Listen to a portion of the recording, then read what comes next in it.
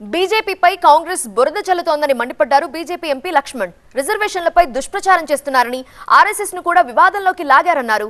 రిజర్వేషన్లకు తాము వ్యతిరేకం కాదని ఆర్ఎస్ఎస్ చీఫ్ మోహన్ భగవత్ స్పష్టం చేశారని చెప్పారు. రేవంత్ తన స్థాయికి తగ్గట్టుగా వ్యవహరించడం లేదని, కాంగ్రెస్ కుట్రలను జనం నమ్మరన్నారు.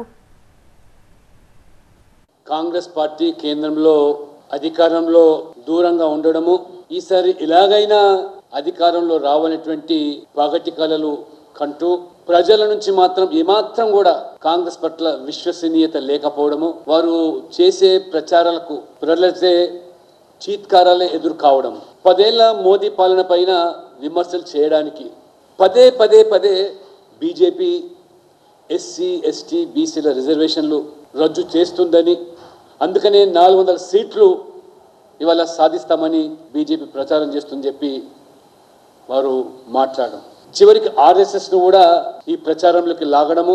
ముఖ్యమంత్రి రేవంత్ రెడ్డి గారు, మీరు తల ఎక్కడ పెట్టుకుంటారో ఒకసారి ఆలోచన చేయండి. స్వయంగా ఆర్ఎస్ఎస్ చీఫే బహిరంగ పరిచి సామాజిక న్యాయం పట్ల వారు వ్యక్తం చేసిన ఆవేదన, ముఖ్యమంత్రి అయ్యుండి కూడా రేవంత్ రెడ్డి గారు ఏ రకంగా ఆ ముఖ్యమంత్రి స్థాయిని దిగజార్చే విధంగా